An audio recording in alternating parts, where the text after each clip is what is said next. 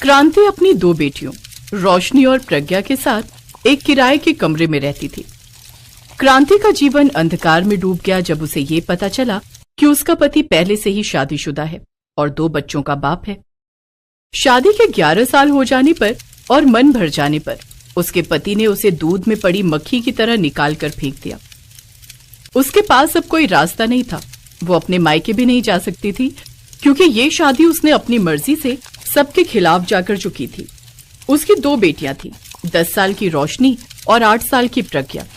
पति का साथ छूटने के बाद क्रांति अपनी बच्चियों का पेट पालने के लिए एक लाला की दुकान पर काम करने लगी, लेकिन पगार के नाम पर उसे केवल महीने में 4000 ही मिलते।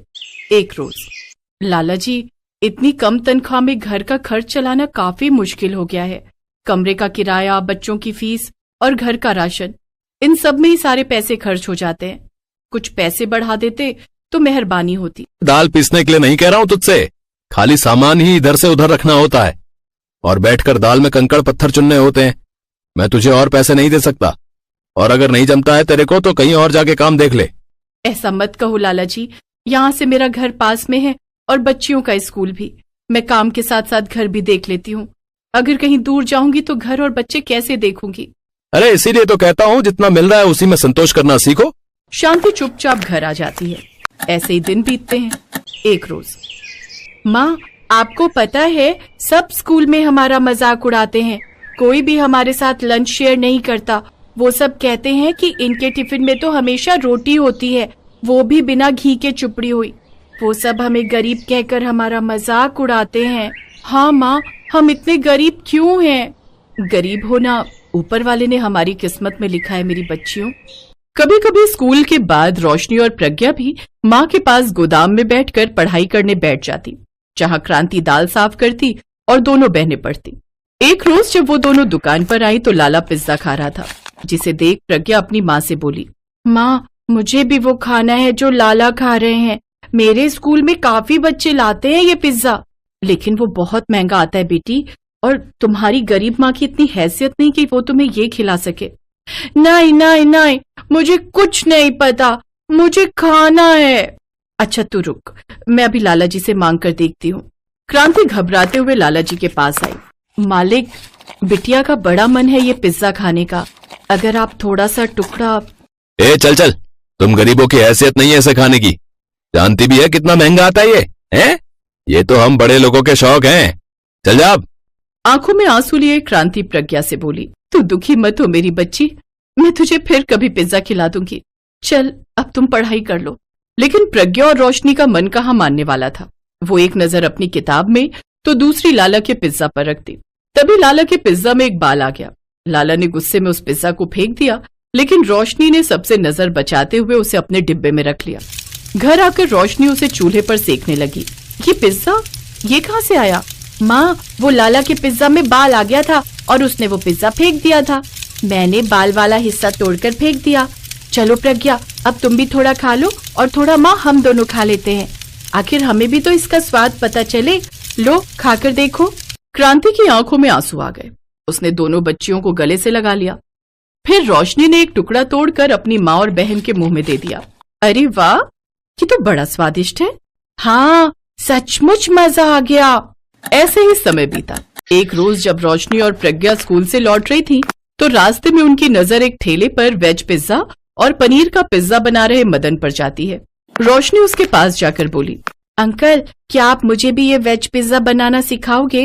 ए धंधे का वक्त है, क्यों टाइम खराब कर रही है, चल जा यहाँ से। मदन उन्हें वहाँ से भगा देता है, लेकिन अब वो दोनों स्कूल से लौटते वक्त अक्सर छुप छुप कर मदन को पिज्जा बनाते देखती। एक रोज वो मंडी जाती हैं और वहाँ जाकर फेंकी हुई खराब सब्जियों में से कुछ ठीक ठाक सब्जियां बिन कर लाती हैं, और जब उनकी माँ दुकान पर होती है तो वो घर पर आटे की बड़ी सी रोटी बनाकर सेक लेती है। पहले तो 2 रोटियां खराब हो जाती हैं, लेकिन तीसरी बार उसका पिज्जा बेस बनकर तैयार हो जाता है। फिर उन सब्जियों को छोटा छोटा काट कर वो उस पर डाल देती है। पिज्जा जितना दिखने में खूबसूरत था, उससे कहीं ज्यादा वो खाने में लाजवाब था। वाह छोटी, हम तो पिज्जा बनाने में माहिर हो गए। ये वाला माँ के लिए रख देते हैं, वो खाएगी तो खुश हो जाएगी। उस रोज उन्होंने पेट भर पिज्जा खाया, लेकिन तभी दुकान से बिरजू भागता हुआ आया। रोशनी, प्रज्ञा, अरे जल्दी चलो, तुम्हारी माँ की तबीयत ठीक नहीं है। क्या हुआ माँ को? वो अचानक से बेहोश हो गई है। वो सभी क्रांति को लेकर अस्पताल पहुंचते हैं, जहां डॉक्टर उसे बीपी लो की शिकायत बताते हैं। साथ ही कमजोरी के कारण उसे कुछ दिन के बेड रेस्ट पर रहने के लिए कहते हैं। अब से तुम्हें काम पर जाने की जरूरत नहीं है माँ, अब तुम बस आराम करो। हमने उस लाला को भी मना कर दिया है कि तुम अब उसके यहाँ काम नहीं करोगी।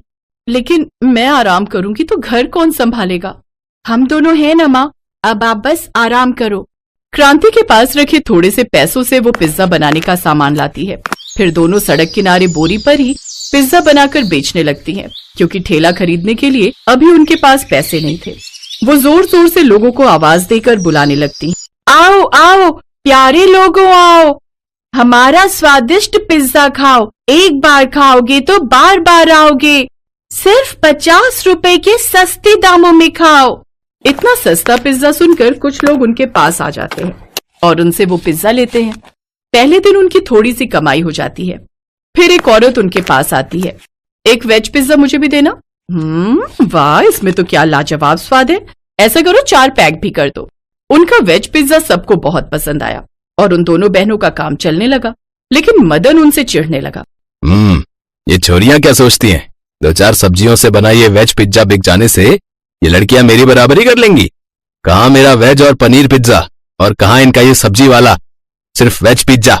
मदन को खुद पर खूब घमंड था। कुछ दिन बाद ही दोनों बहनों ने पुराना ठेला खरीद लिया और उस पर वेज पिज्जा बनाकर बेचने लगी, जिससे उनकी कमाई और भी ज्यादा बढ़ गई और उनका काम खूब अच्छा चलने लगा। उन लड़कियों की मीठी बोली और प्यारा स्वभाव, साथ में सस्ता और स्वादिष्ट पिज्जा खाकर लोग उनकी ओर आने लगे। रोशनी तवे पर पिज्जा बनाती और प्रज्ञा वो सबको परोसती जाती। वाह, क्या बढ़िया वेज पिज्जा बनाया है। क्या लाजवाब स्वाद है इसमें। उनकी कमाई देख मदन गुस्से में आकर उनसे बोला, ए लड़कियों, खबरदार, अगर कल से तुम दोनों ने अपना पिज्जा का ठेला यहाँ पर लगाया तो। क्यों नहीं बेच सकती हम यहाँ पर पिज्जा? क्योंकि तुम्हारा ये सस्ता सब्जी वाला 2 कौड़ी का पिज्जा देखकर मेरी दुकान पर कोई नहीं आता। मैं रोज सारा सामान घर ले जाता हूँ और तुम दोनों यहाँ बैठकर नोट छाप रही हो। लेकिन वो दोनों नहीं मानती और अगले दिन से वो फिर से पिज्जा बनाकर बेचने लगती हैं। मदन उनके ठेले पर जाता है और वहाँ खड़े ग्राहकों से कहता है, आप सब मेरे ठेले पर आइए, वहाँ आपको पनीर पिज्जा मिलेगा।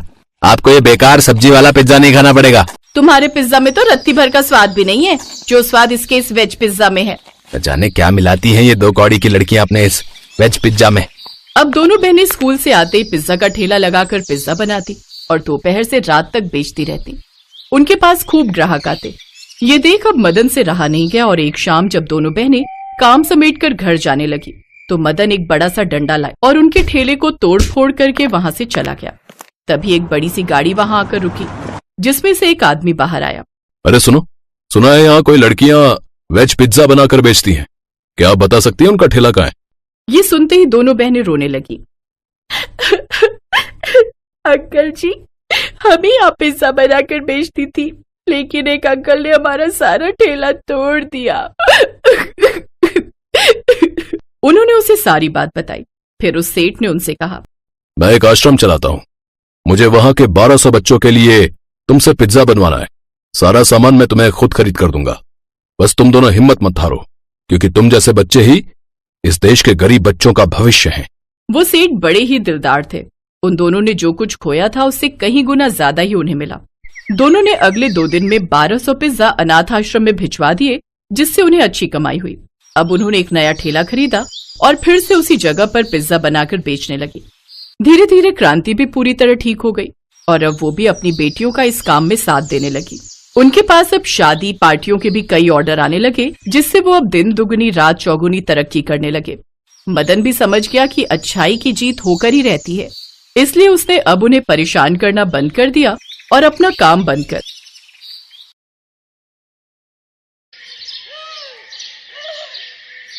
रमेश एक ऑमलेट ठेला लगाता था। परिवार में पत्नी ममता, 2 बेटियां और एक बेटा था। कुल मिलाकर वो इतनी कमाई कर लेता था जिससे वो घर का किराया, बिजली, पानी, राशन और परिवार के दूसरे खर्च निकाल लेता था। एक दिन जब रमेश सोकर उठा तो उसे अपनी तबीयत ठीक नहीं लगी। क्या हुआ? तबीयत तो ठीक है ना? ये सीने पर हाथ क्यों रखा हुआ है? पता नहीं ममता, सीने में बहुत दर्द हो रहा है, बर्दाश्त नहीं हो रहा। घबराओ नहीं, मैं अभी किसी ऑटो वाले को लेकर आती हूँ, बराबर में डॉक्टर के पास चलते हैं। ममता ऑटो लेकर आती है। वहीं बराबर में एक डॉक्टर का क्लिनिक था। डॉक्टर रमेश का ईसीजी करता है और उसमें कुछ कमियां आती हैं। रमेश, तुम्हारे ईसीजी में गड़बड़ आई है। अभी मैं खून पतला करने और ताकत की दवाई लिखकर दे रहा हूँ।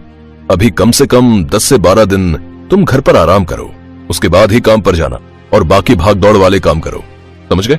ज्यादा अपने शरीर से काम लिया तो दिल की बीमारी भी हो सकती है और यकीनन आगे चलकर यह हानिकारक है। बाकी मुझे 5 दिन बाद फिर दिखाना। अगर ज्यादा तबीयत बिगड़ी तो दिल के डॉक्टर को दिखाना पड़ेगा, इसलिए अपनी सेहत का ख्याल रखना और चिंता बिल्कुल नहीं करनी, ठीक है?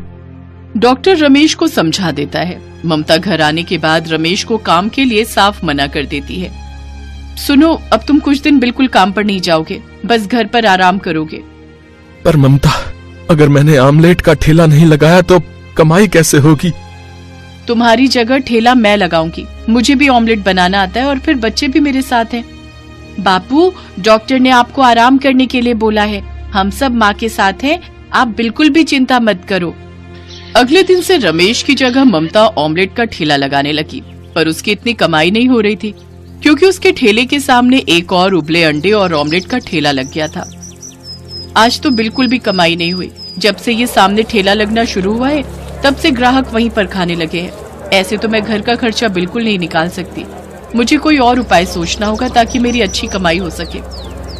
आंटी, एक काम करो, तुम ठेला बंदी कर दो। वैसे भी तुम एक औरत हो, तुम्हारे ठेले पर इतने लोग नहीं आएंगे जितने मेरे ठेले पर आएंगे।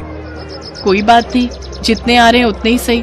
तुम अपना काम करो, मैं अपना काम कर रही हूँ। उस दिन ममता थोड़ा निराशा के साथ ठेला लेकर घर पर आ गई, पर उसने रमेश को इस बारे में भनक तक नहीं होने दी कि उस दिन उसकी कमाई नहीं हुई है। ममता, आज तो बहुत जल्दी ठेला वापस लेकर आ गई। हाँ, वो आज तो एक अंडा भी नहीं बचा, सारे ऑमलेट बन गए, खूब बिक्री हुई। अच्छा, ये तो बहुत अच्छी बात है, तूने ठेला संभाल ही लिया। ममता हल्की सी मुस्कान के साथ मुस्कुरा देती है, पर उसके मन में चिंता थी कि वो कैसे घर का खर्चा निकाले। तभी उसका बेटा रोता हुआ उसके पास आता है। माँ, मुझे पिज्जा खाना है। मेरा दोस्त पिज्जा खा रहा था, उसने मुझे नहीं दिया। अब इस समय मैं पिज्जा कहाँ से लाऊं? नहीं, मुझे पिज्जा खाना है माँ। ममता का बेटा राजू रोए जा रहा था, वो चुप ही नहीं हो रहा था। माँ, मुझे और निशा को आप ऑमलेट बना दो, हम ऑमलेट खा लेंगे। तो ठीक है, मैं तुम सबके लिए ऑमलेट बनाती हूँ। नहीं, मुझे ऑमलेट नहीं, पिज्जा ऑमलेट खाना है। आप मुझे ऑमलेट का पिज्जा बनाकर दो। ऑमलेट का पिज्जा वो कैसे बनाऊंगी? एक बार कोशिश करती हूँ पिज्जा ऑमलेट कैसे बनेगा। ममता कुछ सब्जियां डालकर एक बहुत ही बढ़िया पिज्जा ऑमलेट तैयार करती है। पिज्जा ऑमलेट बच्चों को बहुत पसंद आता है। माँ, ये तो बिल्कुल पिज्जा जैसा ऑमलेट है, पिज्जा ऑमलेट। माँ, अब तो तुम ये अपने ठेले पर भी बना सकती हो। पता है, सबको बहुत अच्छा लगेगा। बहुत टेस्टी बनाया है आपने ये पिज्जा ऑमलेट। अरे ममता, तूने तो ऑमलेट को नया ही बना दिया, बिल्कुल नया तरीका। मैं सोच रही हूँ मैं ये नए तरीके का ऑमलेट यानी पिज्जा ऑमलेट ठेले पर भी बनाऊंगी। मुझे लगता है इससे बिक्री अच्छी होगी। अगले दिन से ममता ने सोच लिया था कि वो अब अपने ठेले पर पिज्जा ऑमलेट बनाना शुरू करेगी। ममता के पिज्जा ऑमलेट बनाने का विचार सही रहा। धीरे धीरे ममता के ठेले पर लोग पिज्जा ऑमलेट खाने के लिए आने लगे। उसका पिज्जा ऑमलेट स्वादिष्ट होने के साथ साथ बहुत स्वास्थ्यवर्धक भी था, क्योंकि उसमें बहुत ही कम तेल होने के साथ साथ ढेर सारी सब्जियों का इस्तेमाल होता था। ममता के ठेले पर लोग आते और गरम गरम पिज्जा ऑमलेट का स्वाद लेते। धीरे धीरे ममता के पिज्जा ऑमलेट की बिक्री बढ़ने लगी। ममता के सामने जो ऑमलेट का ठेला लगा होता था, उसकी जगह वो लड़का पहले ही ऑमलेट ठेला बदलकर चाप और रुमाली रोटी का ठेला लगा चुका था। आंटी, मुझे माफ करना, मैंने एक औरत की ताकत को नहीं पहचाना। आपने ये साबित कर दिया कि अगर एक औरत चाहे तो वो क्या नहीं कर सकती। सॉरी आंटी, मैंने आपको उस दिन बहुत गलत बोला था, पर आपने तो ये पिज्जा ऑमलेट बनाकर ऑमलेट को एक नया रूप दिया है। ये देखकर मुझे बहुत हैरानी भी होती है और खुशी भी। बेटा, मैं भी तुम्हारे काम के लिए दुआ करती हूँ कि तुम्हारा काम भी अच्छा चले। हमेशा याद रखो, ईमानदारी से काम करना, फिर तुम्हें काम में बहुत सफलता मिलेगी। बाकी अब तुमने इतनी तारीफ की है तो ये लो, एक पिज्जा ऑमलेट तुम भी खाओ। Thank you aunty. आंटी बहुत बढ़िया, बहुत ही स्वादिष्ट है ये पिज्जा ऑमलेट। ममता पिज्जा ऑमलेट बना रही थी। एक दिन एक फूड ब्लॉगर जिसका नाम आनंद था, रेड लाइट पर उसकी नजर ममता के पिज्जा ऑमलेट ठेले पर पड़ी और वो अपनी गाड़ी को साइड करके ममता के पास आया। ये कुछ नया है, पिज्जा ऑमलेट। सुनो रागिनी, और कहीं तो कुछ मिलेगा नहीं, क्या यहीं से कुछ खा लें? हाँ, यहीं से खिला दो ना, बच्चों को बहुत भूख लगी है, काफी देर से सफर पर निकले हुए हैं, घर पहुंचने में भी अभी टाइम लग जाएगा। बहन जी, पिज्जा ऑमलेट ये ट्राई करवाना, क्या चीज है? एक बार खाकर देखते हैं, अच्छा लगेगा तो और प्लेट्स बनवा लेंगे। जी साहब, अभी देती हूँ। आनंद ने जब पिज्जा ऑमलेट ट्राई किया तो उसे बहुत टेस्टी लगा। उसकी वाइफ को, उसके बच्चों को ये नई डिश बहुत पसंद आई। ये तो बहुत ही बढ़िया कमाल की डिश है। आप ये कितने समय से बना रही हैं? कुछ इस बारे में बताइए। मैं फूड ब्लॉगर हूँ और मैं फूड की वीडियोस डालता हूँ। साहब, मैं क्या ही बताऊं, पहले मेरे पति ऑमलेट ठेला लगाते थे, पर उन्हें डॉक्टर ने आराम करने के लिए बोला है। उसके बाद एक दिन जब ये पिज्जा ऑमलेट घर पर बनाया तो सबको अच्छा लगा, तो मैं ठेले पर यही पिज्जा ऑमलेट बनाने लगी। अब तो बस खर्चा निकल आता है, घर का किराया, बिजली पानी, सब जो भी है इसी ठेले से कमाई होती है। ओह, चलिए कोई बात नहीं, दुख सुख तो जीवन में आते ही रहते हैं। मैं आपकी हेल्प कर सकता हूँ ताकि आपकी और अच्छी कमाई हो।